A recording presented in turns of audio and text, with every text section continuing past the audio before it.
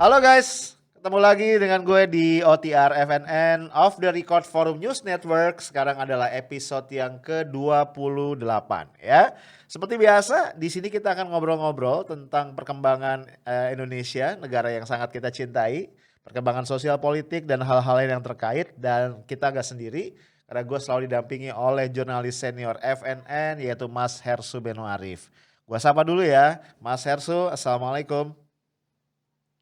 Waalaikumsalam warahmatullahi wabarakatuh. Bang Arif, Anda kemarin hadir nggak di Raffles Hotel? Waduh Mas, pas mau berangkat undangannya hilang Mas. Nggak ketemu. Nah, kalau undangan hilang dan ada presiden, ada Menhan, ada ketua MPR, Anda nggak bakal bisa masuk tuh. Ketat banget penjagaan protokolernya pasti kan. Iya Mas, ditambah ini kan channel saya Mas ya, yang Bang Arif, mungkin channel Mas Sersu juga ya. Ini sudah dianggap channel oposisi Mas, kacau. Langsung dikenali gitu kan, langsung dikenali. Wah ini suka Oke. suka ngeritik Pak Jokowi nih katanya nih. Waduh, padahal kan kita ngeritik sayang ya Loh, Mas ya. jadi nggak boleh ya kita datang ke sana ya? Ya bisa jadi nggak boleh Mas kalau kata apa pengawal-pengawal, walaupun Pak Jokowi bilang kan minta dikritik ya. Kan sebenarnya kita kan sekedar memenuhi permintaan Pak Jokowi doang sebenarnya. Ya dia minta dikritik ya Ya, kita kritik.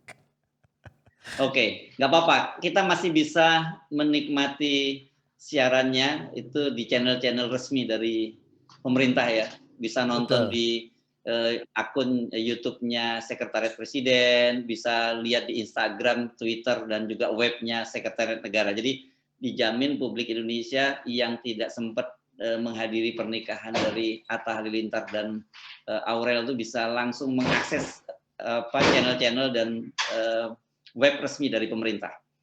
Betul Mas, tapi justru ini jadi persoalan Mas. Ya ternyata ada yang jeli juga ya. Dan jeli ini juga justru dari kalangan selebritas juga. Ada satu apa stand up comedian Ernest Prakarsa itu di apa namanya di medsosnya komentar.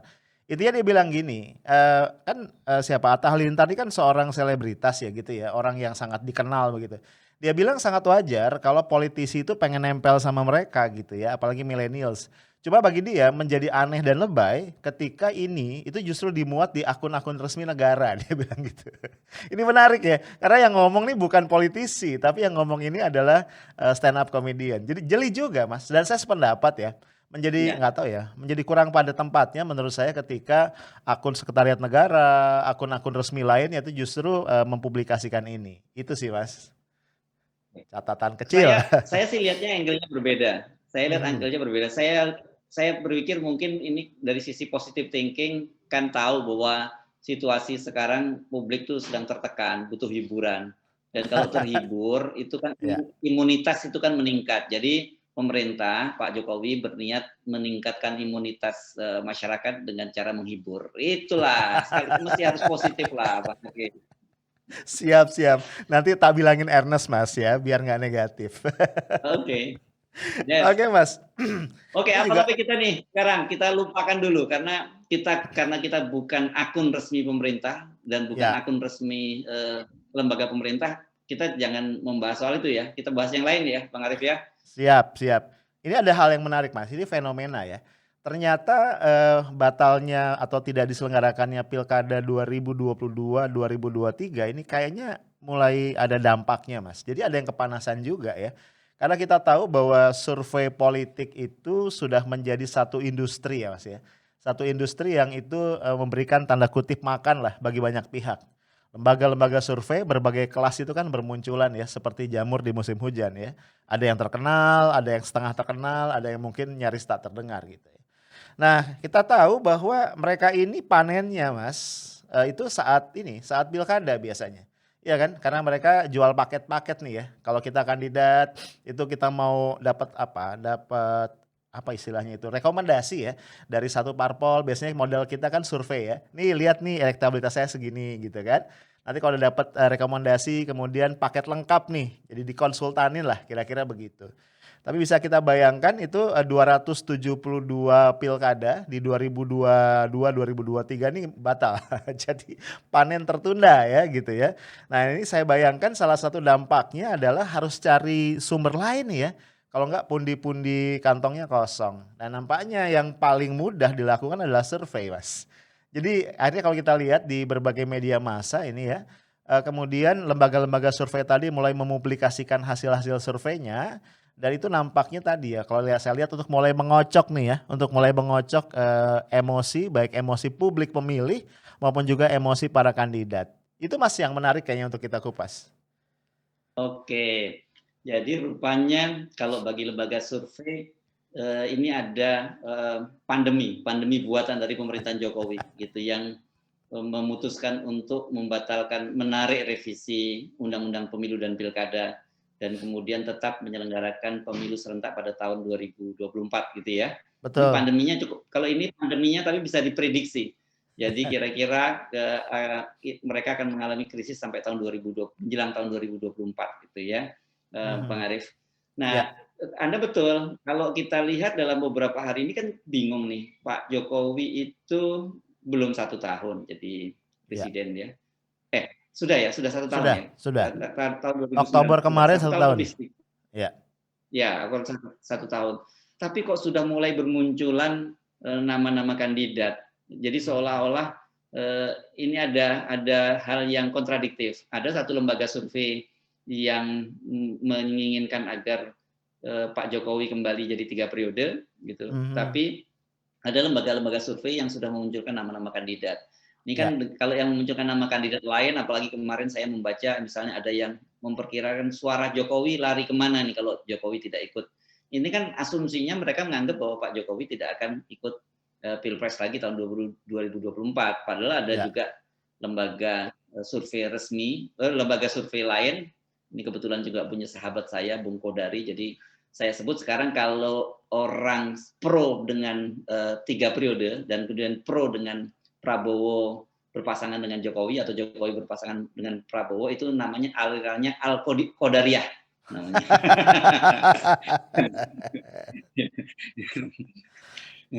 Karena yang mengusulkan kan Kodari. Jadi kalau kalau kita sekarang melihat mazhab pemikiran kan gitu ya, kan Ya. aliran ini semacam mazhab pemikiran. Jadi Ya. mazhab pemikiran 3 periode adalah mazhab pemikiran Al-Qadariyah. Yap. Ini menarik memang. Nah, apa ini survei yang terbaru yang mana ini, Bang Arief, yang ada hasil survei? Iya. Saya jujur tidak terlalu memperhatikan. Ya, ini menarik karena di apa, ada juga survei yang kemudian menempatkan, Ganjar Pranowo ya, Gubernur Jawa Tengah sebagai, yang tertinggi elektabilitasnya. Bahkan ini mengalahkan Anies Baswedan, Mas. Kita tahu bahwa dalam beberapa survei yang lain ya, nama Anies itu digadang-gadang menjadi yang tertinggi elektabilitasnya. Kita tahu yang terakhir itu yang cukup mencolok dan menyita perhatian publik adalah ketika, indikator politik ya, Mas, ya? Atau saya lupa indikator politik atau Indobarometer ya, ketukar saya selalu nih. Yang mengatakan bahwa kalau yang disurvei itu adalah anak muda usia, 19 sampai 21 tahun kalau saya nggak 17 sampai 21 tahun itu yang paling populer, di atas yang lain adalah Anies Baswedan. Nah, ini menariknya ya, survei-survei yang lain ini salah satunya yang kita ingin diskusikan adalah yang menempatkan Ganjar Pranowo di, peringkat yang pertama, bahkan mengalahkan Anies Baswedan. Saya merasa, sosok Ganjar ini, menjadi menarik karena kalau kita lihat Mas, ini, aktivitas dia sehari-hari ini cukup apa ya, cukup banyak dihadirkan di media ya. Dan bagi kita yang, jurnalis yang tidak pernah percaya kebetulan, nampaknya kita mulai melihat pola ya, bahwa memang, Pak Ganjar ini secara serius nampaknya sudah mulai menyiapkan kuda-kuda, ya bukan lagi memanaskan mesin nampaknya ya, tapi mulai ngegas nih untuk 2024, gitu Mas. Ya, lupakan saat Anda tadi lembaga survei mana gitu yang Ya. menempatkan Ganjar lebih unggul dan kemudian Anies lebih unggul. Tapi common sense kita ini Mhm. harus kita mesti bilang bahwa yang relatif bisa kita percaya itu ya Anies lebih unggul. Bukan apa-apa. Kenapa? Ya. Karena bagaimanapun juga Anies ini gubernur di DKI Jakarta. Dia dari spotlight nasional jadi fokus pemberitaan nasional. Jadi kalau kemudian tiba-tiba nama Ganjar muncul itu lebih tinggi daripada Anies, kita pasti bertanya-tanya ini ada apa nih Mhm. gitu.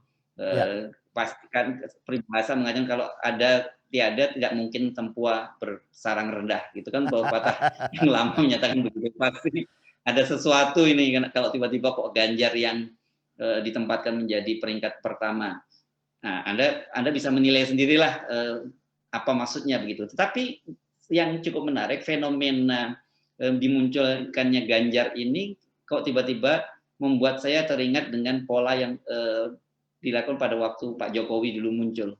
Ya, mulai dari Jakarta dan kemudian Pilpres 2014 ya.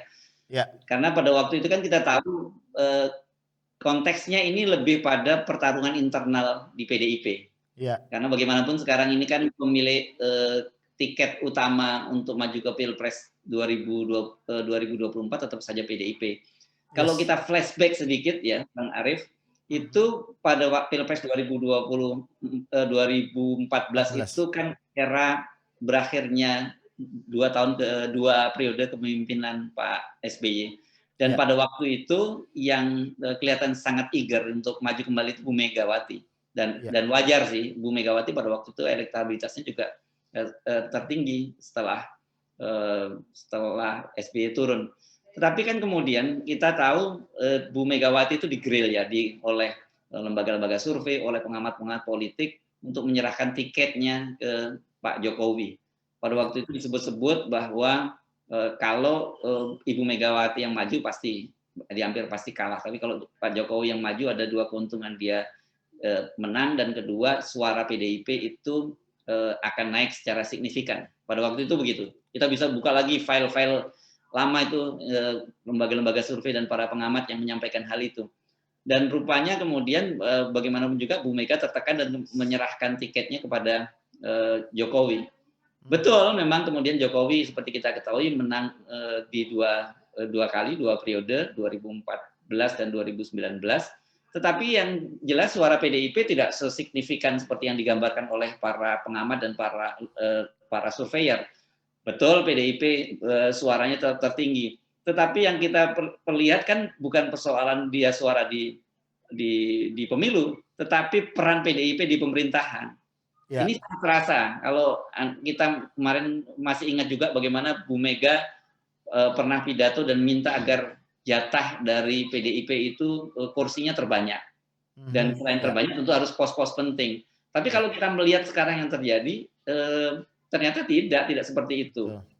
PDIP sebagai partainya Pak Jokowi dan kemudian sebagai pengusung utama Pak Jokowi ternyata mendapatkan pos kementerian yang sama dengan partai-partai lain. Misalnya dengan Golkar, dengan PKB dan sebagainya, itu sama, mereka hanya dapat 4 kursi. Dan yang lebih menyedihkan lagi adalah pos-pos yang ditempati pos-pos yang diberikan oleh Jokowi kepada PDIP itu nggak signifikan, nggak terlalu penting. Coba kita hitung ya, mana sih yang pos penting itu kelihatannya cuma Menkumham dan kemudian Departemen Sosial. Kementerian Sosial, ya. Menkumham posisinya sangat strategis karena itu berkaitan dengan kontrol terhadap partai-partai politik karena izin pengesahan seperti KLB Demokrat kemarin dan itu kan di tangan Kementerian Hukum dan HAM. Mensos ya kemarin penting karena bukan penting. Mensos ya strategis dan ada anggarannya yang besar. Tapi sekarang kita dengar kan anggarannya sudah mulai habis gitu sehingga bansos tunai pun dihapus. Gitu. Nah, pos lain apa? Pos lain itu Menpan RB. Menpan RB itu ditempati oleh Cahyokumolo, mantan sekretaris umum, sekjen maksud saya mantan sekjen PDIP dan pernah menjadi Menteri Dalam Negeri. Betul. Itu kementerian yang nggak signifikan. Anggarannya bahkan mungkin lebih kecil dari salah satu Direktorat Jenderal di Departemen Dalam Negeri. Jadi pos penting itu kan kalau kemarin pada periode sebelumnya ditempati oleh PDIP, sekarang justru diserahkan kepada Pak Tito yang mantan polisi. Pos lagi kalau nggak salah apa ya, pos Kementerian Perempuan ya. Kementerian Perempuan. Ya, bayangkan ada seorang petugas partai menjadi presiden, tetapi partainya sendiri hanya mendapat pos-pos yang tidak penting. Saya kira ini Bu Megawati pasti kecewa. Nah, kalau ini kemudian terulang lagi, karena kita tahu bahwa Bu Mega bagaimanapun menginginkan agar putri mahkotanya Puan Maharani yang maju, tapi tiba-tiba sekarang lembaga survei dan juga opini publik mau dibangun untuk mengambil tiket itu kembali dari Bu Mega atau ke terah Bu Mega, saya kira kali ini mungkin Bu Mega akan berhitung sangat sangat serius gitu, sangat Ya, kalkulasinya. Nanti jangan-jangan kejadian lagi seperti Pak Jokowi. Meskipun Ganjar ini beda dengan Pak Jokowi. Ganjar ini boleh dibilang dia memang kader asli dari PDIP karena sejak mahasiswa dia aktif di GMNI. GMNI kan underbau kemudaan, underbau kemahasiswaan dari PDIP. Jadi masih lebih orang dalam lah, bukan anak kos gitu ya. Kalau dulu ada istilah anak kos di PDIP, ada anak kos, ada kader asli. Nah, saya nggak tahu. Saya kira mungkin kalau kita lihat sejarahnya Pak Jokowi juga termasuk anak kos.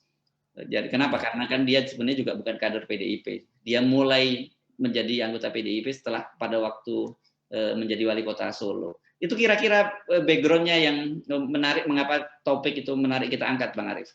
ya, saya sepakat Mas. Jadi kalau kita lihat memang ini nampaknya ada apa ya? Ada bukan konflik juga ya, ada dinamika ya. Saya rasa begitu. Ada dinamika yang muncul dalam beberapa di dalam beberapa kesempatan antara Teguh Umar dengan istana nampaknya ya. Antara Megawati dengan Pak Jokowi. Ya, misalnya kita lihat tarik menarik kemarin pengesahan atau tidak mengesahkan KLB Demokrat. Ini kan juga sangat kentara sebenarnya kalau kita cermati. Tarik menarik itu menjadi agak susah kita menjelaskan secara linier ya bagaimana Pak Jokowi yang presiden, kemudian ini ada KSP Muldoko, ternyata kemudian hasil KLB-nya tidak disahkan oleh pemerintah. Kita bisa membayangkan dan itu juga cukup lama kan ya, ditarik ulurnya cukup lama, kita bisa membayangkan di belakang meja ini, di balik meja ini ada tarik menarik yang kuat. Bisa jadi di situ peran Ibu Mega, ya ini kembali dugaan ya, peran Ibu Mega melalui Yasona Lawli menjadi cukup kuat sehingga kemudian pengesahan itu tidak jadi dikeluarkan. Karena kalau saya menduga Mas, kan kita lihat Pak Muldoko itu sekian lama bungkam ya sebenarnya mengenai KLB Demokrat. Kemudian tiba-tiba saja dia posting tuh di Instagramnya satu statement mengenai alasan dia mengkup atau mengkudeta Demokrat. Nah, saya menangkap bisa jadi ketika itu dia mendapat sinyal Mas, mendapat sinyal bahwa pengesahan itu tinggal di ujung nih, sudah akan keluar. Sehingga dia pede untuk tampil di muka umum dan kemudian menjelaskan dengan lugas versinya dia tentunya alasan itu. Tapi kemudian ternyata last minute berubah. Nah, kalau kita dengar-dengar kan di balik layar ya dari sumber-sumber tertentu yang tidak bisa kita sebutkan, memang semacam diberikan pilihan lah ya Pak Muldoko ini apakah mau di KSP atau dia mau jadi ketua partai dan dia harus memilih. Nah, saya merasa hal-hal ini menunjukkan memang tidak seperti yang kita bayangkan ketika Pak Jokowi itu statusnya petugas partai, maka hubungan antara beliau dengan Teguh Umar menjadi mulus. Ternyata tidak juga gitu ya. Tadi mungkin faktor anak kos itu menjadi satu hal yang penting juga untuk diperhitungkan dalam dinamika ini. Kemudian Mas Hersu yang saya ingin catatkan juga di sini adalah kita tidak boleh lupa bahwa sebuah partai politik, apalagi partai politik yang punya sejarah panjang seperti PDIP, yang awalnya adalah PDI, itu pasti tidak akan lepas dari faksi-faksi, Mas. Ada faksi yang cukup banyak di situ, mungkin ada faksi yang dominan, ada faksi yang tidak terlampau dominan, bahkan bisa jadi ada subfaksi di dalam faksi. Apalagi kalau kita flashback ke belakang, PDIP yang berawal dari PDI ini adalah hasil fusi ya Mas, dari beberapa partai begitu ya, dari partai-partai nasionalis, partai-partai Kristen itu digabungkan jadi satu menjadi PDI di masa penyederhanaan partai pasca pemilu tahun 1970 mulai pemilu tahun 19, setelah pemilu 1971 gitu kan. Menjadi tiga kekuatan politik. Nah, saya bayangkan kemudian faksi-faksi ini akan tumbuh ya, kemudian mengalami kristalisasi dan ini terus berperan sampai hari ini. Dan kita juga tahu bahwa Teras Soekarno kan masuk belakangan ya ke PDI yang kemudian ada KLB Medan sebelumnya dan kemudian perebutan dari jabatannya Bu Mega dan seterusnya. Nah, nampaknya faksi-faksi itu tetap dominan sampai hari ini.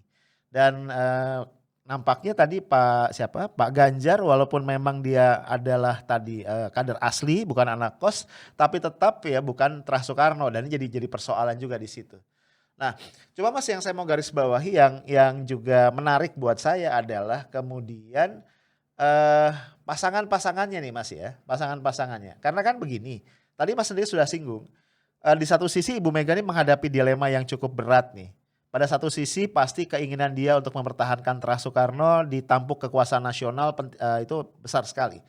Tapi pada sisi yang lain putri mahkotanya ini kan kondisinya atau posisinya nggak seperti dia dulu ya. Artinya kita belum pernah melihat ada lembaga survei yang menempatkan dia dengan elektabilitas yang signifikan begitu. Ya, Mbak Puan ini saya rasa dari satu survei ke survei lain ya selalu di bawah posisinya. Jadi nampaknya kan kalau dia akan didorong ya, Mbak Puan akan didorong ke level nasional, ini paling banter nomor 2 ya Mas ya, paling banter adalah cawapres.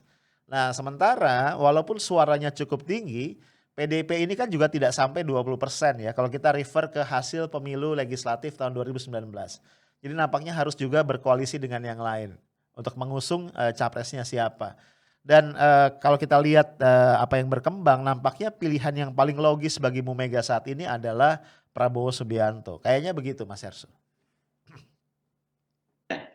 Ini soal kita perlu memperhatikan Ganjar ini saya pernah nulis nih, Ya, Bang Arief, ketika nama dia mulai muncul di survei itu.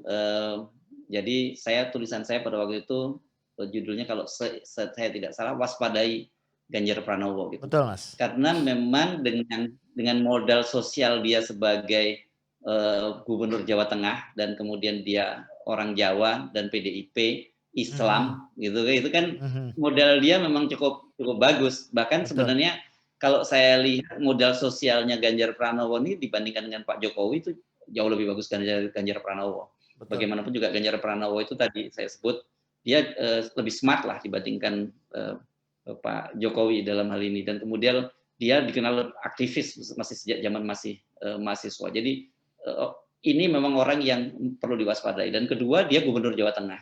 Jangan Ya, lupa Jawa Tengah itu kan pemilik suara yang cukup besar di Jawa. Dan basis dia di Jawa Tengah ini kalau kita lihat cukup kuat. Dia ya, serius tuh kerjanya di sana. mhm, Media sosialnya dia garap dengan sangat serius. ya, Kemudian dia menggunakan gaya-gaya Jokowi dengan versi yang berbeda. Dia mhm, turun ke jalan, mengatur lalu lintas, ada banjir dia langsung turun. Bahkan yang lebih menarik, dia juga jadi host di dalam media sosialnya sendiri dari akun YouTube dia. ya, Jadi saya lihat memang Ganjar menyiapkan diri untuk itu. Tetapi soalannya kan ada Puan. Ini yang menjadi pertanyaan, apakah Ibu Mega akan menyerahkan ini kepada Puan? Maaf, apakah Ibu Mega akan menyerahkan ini kepada Ganjar seperti ketika Ibu Mega akhirnya menyerahkan tiketnya pada Pak Jokowi?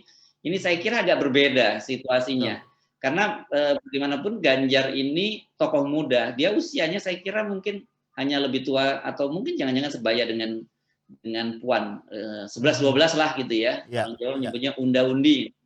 Artinya kalau kemudian diserahkan tiket itu kepada Ganjar, ya ya, peluang Puan otomatis tertutup. Tapi betul, kalau diserahkan misalnya pasangan dengan Prabowo atau figur lain yang usianya lebih tua, kalkulasinya mungkin satu periode gitu ya. yes, Jadi dengan begitu dia bisa digandeng, dia menjadi wapresnya, elektabilitasnya diupayakan naik, dan setelah presiden yang menggandeng dia, katakanlah Pak Prabowo itu tidak lagi maju pada periode berikutnya, dia akan maju sebagai kandidat berikutnya. Atau syukur-syukur kalau dapat bola mentah. Kenapa? Kan ada aturan kalau presidennya berhalangan tetap, itu kan yang ya, menggantikan wakil presiden. Itu mhm, kalkulasinya yang saya kira sekarang sedang dihitung-hitung. Dan mhm, sebenarnya gampang kok bacanya apa yang akan dilakukan oleh Ganjar. Nggak akan jauh-jauh seperti yang dilakukan oleh Pak Jokowi dulu. Bangun mhm, opini publik, bahwa elektabilitasnya sangat tinggi, lembaga ya, survei dikerahkan untuk memberikan justifikasi, pengamat memberikan justifikasi, membuat Bu Mega tidak bisa berkutik, sama seperti ketika beliau menyerahkan tiket kepada Jokowi pada waktu itu. Cuman mhm, saya kira Bu Mega pasti sudah belajar dari pengalaman itu. Dan yang ya, lebih serius lagi, Bu Mega pasti sebagai manusia, usianya kan sudah mulai lanjut, dan beliau betul, pengen bagaimanapun juga ada generasi penerusnya, dalam hal ini Terah Soekarno yang meneruskan dinasti itu. Itu mhm, kalkulasinya yang saya kira yang sangat menarik di internal PDIP. Saya dengar memang faksi-faksi yang ingin mendorong Ganjar untuk naik, tapi mereka ini pasti tidak terlalu berani agresif sekali karena ya, mereka mesti menjaga perasaan Ibu Mega. Itu Bang Arief. iya. Jadi, ke depan ini nampaknya kita akan menyaksikan dinamika ya, Mas, ya. Dinamika yang bertambah hangat walau tetap ya nampaknya underground ya di dalam internal PDIP. Ya karena saya yakin, Ganjar Pranowo pun tidak akan dengan mudah menyerah juga ya. Tadi Mas katakan modal sosialnya bagus ya, Kemudian juga ya kalau ibu-ibu mengatakan casingnya juga jauh lebih bagus Mas dari presiden kita saat ini ya. Jadi ibu-ibu kayaknya suka nih Iya sama iya iya. Ganjar Pranowo. Iya iya. Betul nggak ya Mas ya? Casingnya kan bagus ya, orangnya tuh Betul charming gitu betul. ya. Dan Charming memang dan kedua jangan lupa istrinya pakai jilbab gitu kan ya. betul, Jadi betul. saya bilang, jadi ini lengkap dia ini, Yes. Jawa, Muslim, kemudian PDIP, punya jam terbang. Jadi makanya saya menulis waspadai seperti Ginanjar, orang seperti Ganjar. Kata-kata waspadai ini sebenarnya saya sampaikan kepada Ibu Mega gitu loh, Betul, bukan betul. kepada yang lain. Saya ingin melanjutkan sedikit Mas, analisis kita ini ya, apa namanya, dugaan-dugaan ini. Tadi saya sependapat ya, kayaknya berat ya bagi Ibu Mega yang, punya trauma masa lalu lah ya, ini di fait accompli dan ternyata seperti ini kondisinya. Saya yakin Bu Mega akan mati-matian mempertahankan supaya Puan maju dan dengan pasangan yang favorable tentunya buat, Bu Mega dan Puan Maharani. Tapi juga saya merasa tadi, Pak Ganjar Pranowo tidak akan menyerah begitu saja. Nah, kita juga bisa melihat satu kemungkinan lain Mas, kalau misalnya Pak Ganjar Pranowo ini tidak diambil oleh PDIP, saya merasa tidak tertutup kemungkinan Mas, dia akan diambil oleh, partai yang lain atau gabungan partai yang lain. Karena saya rasa pada akhirnya ketika semakin mendekat ke 2024, partai-partai itu akan mulai realistis ya Mas. Apalagi kita tahu ya ada kotel efek ya, partai-partai tahu pasti bahwa ketika mereka tidak punya, capres di dalam, di dalam pemilu, maka mereka tidak akan menikmati kotel efek itu. Tapi kalau mereka punya capres akan ada, limpahan suara yang cukup besar. Apalagi kalau misalnya Mas, perjuangan-perjuangan katakan untuk menurunkan presidensial threshold gitu ya, itu berhasil tidak lagi 20% tapi katakanlah turun sedikit lah ya menjadi 15%. Ini, menurut saya possibility ini, bisa saja terbuka ya. Kemudian nanti, dengan elektabilitas yang tinggi, dengan tadi ya charming-nya, dengan social capital yang besar itu, bisa jadi kemudian nama nama Ganjar ini menjadi menarik Mas, untuk dipinang oleh partai lain, tentu kemudian dipasangkan dengan kader dari partai atau gabungan partai tadi. Itu sih Mas, saya melihat ke arah situ. Apakah Mas Hersho juga melihat hal yang sama Mas? Oh, kemungkinan-kemungkinan semacam itu, ada saja, tetapi Mhm, biasanya kalau orang sudah mulai kehilangan dari partai politik juga cukup berat. Ini kan PR yang sama mhm. seperti misalnya pada Anies Baswedan, Iya, iya kan? Anies betul. Baswedan ini kan sejauh ini Pak, kalau survei-survei yang mungkin kita cukup yakini, common sense lah kita, Iya, bahwa dia yang paling paling tinggi elektabilitasnya. Tapi kan mhm. selalu problemnya, dia tidak punya partai politik. Iya, Sama juga begitu gitu, ketika Ganjar misalnya, walaupun naik elektabilitasnya ketika dia kemudian tidak punya partai politik karena partai politiknya, kartunya dipegang oleh Bu Mega, mungkin juga akan mhm. sangat berat. Iya, Tetapi saya kira satu faktor yang mesti kita bicarakan itu, ini kan asumsi kalau, pemilu berjalan normal dan kemudian yes. dilaksanakan pada tahun 2024 dan Pak Mhm, Jokowi tidak maju ke periode ketiga gitu. betul.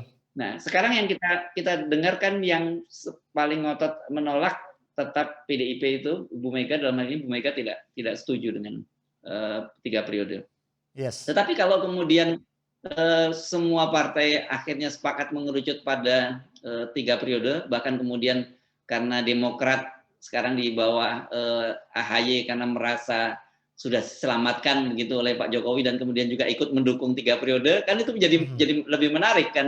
betul, Kan tidak ada yang gratis ini politik itu. Pasti betul. kenapa kemudian, Muldoko ditolak oleh, pengesahannya Kumham, kan ada trade off.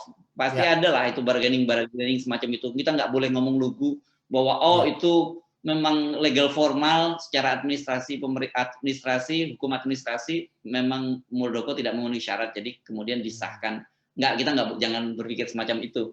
Itu mhm, tuh berpikir naif dalam dunia politik. Nah, kalau sudah sampai kembali tadi ternyata Pak Jokowi misalnya, punya hajat sampai 3 periode, kan Bu Mega bisa diberikan semacam trade off juga. Satu misalnya yes. ya katakanlah puannya yang digandeng oleh Bu Megawati. Kedua dari sisi Bu Megawati kalkulasinya, masa iya sih Pak Jokowi setelah 3 periode mau 4 periode kan gitu.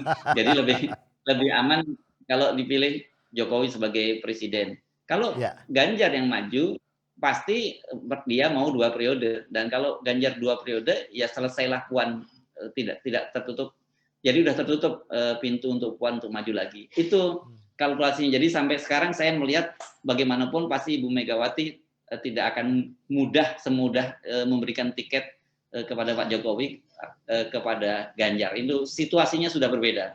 Tadi itu faktor tadi, ada trauma di masa lalu, ada semacam kalkulasi merasa ketipu lah Ya. dengan memberikan tiket kepada Jokowi, dan Bu Mega pasti bukan keledai, jadi Bu Mega itu banteng, mak banteng, jadi dia nggak akan terjerumus dalam lubang yang sama seperti keledai. Dan kedua tadi berpikir tentang masa depan politik dari putrinya. Kalau yang muncul tokoh-tokoh muda yang usia sebaya dengan Puan, otomatis dia peluangnya jadi tertutup. Kalkulasi begitu, Bang Arief. Jadi jangan Anda berpikir linier bahwa Pilpresnya tahun 2024 itu tidak ada perubahan 3 periode. Opsi itu meskipun sudah dibantah, sekali lagi kita perlu ingatkan pada publik, meskipun Presiden sudah menyatakan bahwa tidak berniat untuk 3 periode, tapi kan kalau rakyat mendaki, masa Pak Jokowi menolak? Kan gitu kira-kira. Siap. Oke, Mas Hersu. Jadi kalau kita simpulkan nih Mas, namanya kalau kita buat tangga prioritas gitu ya, pilihan-pilihan bagi Ibu Mega. Karena bagaimanapun kan Ibu Mega ini masih jadi kingmaker yang kuat ya, karena dia memimpin PDIP yang suaranya paling besar. Jadi nampaknya yang pertama Ibu Mega menolak 3 periode sehingga tetap 2 periode gitu ya Mas ya. Tapi kemudian memasangkan satu orang tokoh yang sudah senior yang nggak mungkin 2 periode gitu ya dengan Puan ya. Dan nampaknya hari ini kalau kita baca salah satu tokoh itu adalah Prabowo Subianto. Dan kalau kita lihat juga Prabowo ini kan tipe yang somehow bermain lurus ya. Artinya kalau komitmen ya komitmen gitu ya. Jadi bayangkan kalau dia kemudian dipasangkan dengan Puan ya itu akan cukup favorable sebenarnya. Ya tadi paling nggak dia hanya satu periode atau tadi ada kemungkinan berhalangan tetap gitu ya. Ini alternatif pertama. Tapi juga saya setuju kita tidak menutup kemungkinan walaupun hari ini Ibu Mega menolak ya wacana presiden 3 periode, namun bisa jadi ketika nanti terdesak ya kalkulasinya jadi realistis. Karena setelah 3 periode kan kayaknya nggak mungkin 4 periode ya Mas ya. Berarti Jokowi Puan jadi alternatif yang sebenarnya cukup manis juga gitu. Nah apalagi tadi ada harapan berhalangan tetap juga ya Mas. Jadi nampaknya saya yakin ya, saya cukup yakin dengan diskusi kita ini, in the end buat Bu Mega itu yang penting Puan ya. Mau 2 periode atau 3 periode yang penting adalah Puan tetap punya kesempatan untuk maju dalam waktu yang tepat. Gitu ya berarti ya Mas Yarsu ya kesimpulan kita ya. Ya, kalau kita simpelkan dengan mengambil tagline sebuah minuman gitu, apapun makanannya, minuman itu, nah saya nggak sebut ini karena satu dianggap kita mengendorse, ya, kalau mengendorse kebetulan apa, kalau mengendorse gratis nggak usah gitu. Jadi apapun makanannya, minumnya ini. Jadi siapapun presidennya, wapresnya adalah Puan. Itu tagline dari Ibu Mega. Iya, hidup Mbak Puan ya berarti. Baik guys, ini diskusi gua salah satu topik yang paling menarik dan paling gua suka ya bro. Karena memang Indonesia ini politiknya penuh drama sehingga hal-hal yang berkaitan dengan drama itu menjadi menarik dan drama selalu berkaitan dengan spekulasi. Tapi again ya kita melihat di sini memang ada sosok Ganjar Pranowo yang tadi sudah mulai tancap gas, juga ada sosok Bu Mega nih ya dengan Puan yang tentu juga tidak akan tinggal diam. Again guys, jangan pernah kaget sama politik Indonesia ya, karena kejutan-kejutan akan selalu muncul di hadapan lu semua. Ya kita tersenyum saja ya, karena again ya, apapun yang terjadi di dalam dinamika di antara elit politik ini, politik kita adalah masih politik para elit yang kecil sekali kemungkinannya mempertimbangkan kita semua ya sebagai rakyat. Jadi mari kita jadi penonton yang baik ya, kita doakan saja bahwa setidak-tidaknya yang terbaik akan terpilih. Itu aja guys dari gua. Kita akan jumpa lagi di dalam episode kita berikutnya ya. Assalamualaikum warahmatullahi wabarakatuh. Waalaikumsalam warahmatullahi wabarakatuh.